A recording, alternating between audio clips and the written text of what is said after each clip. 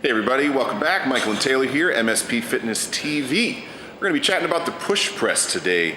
If you had a second to take a peek at our press video, you're going to notice that the biggest difference between push press and press is not only do the legs come into play here, but the rack position comes into play. So as Taylor walks in and racks the weight, you're going to see that actually in this case, see how his hands and wrists are folded back ever so.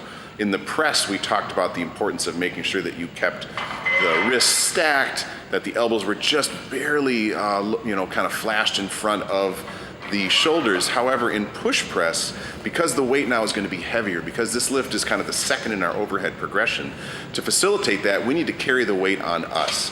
So it has almost like a front squat meets press type rack position. Elbows a little further in front, the bar sitting directly on top of the delts across the clavicle, and wrists fold back to help that happen.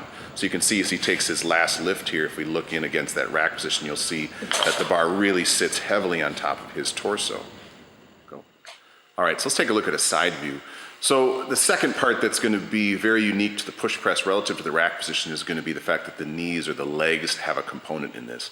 So I'm going to have Taylor here just kind of show us what we dub as kind of the dip part or the dip drive in the push press. His knees are going to bend ever so slightly, but more importantly, he's going to keep his torso absolutely upright. So you're thinking in terms of the back of the head, the hips, and the shoulders like sliding down a wall. So now if he continues on to take a full lift, he's going to do 3 here. You'll see that he has that little dip. He's thinking about keeping feet relatively flat as he drives the bar up and through. So the legs have play a huge component in this lift, especially as weight gets more significant. All right, let's put it all together here. So we have that dip drive of the legs. We've got the bars kind of resting back across the torso here. So it's a nice little dip drive and punch, head through.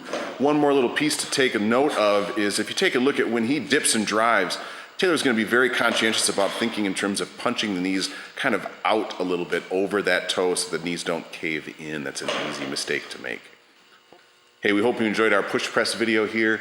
Make sure to subscribe to our YouTube channel and also share our videos. If you have any other questions, don't hesitate to check us out at mspfitness.com.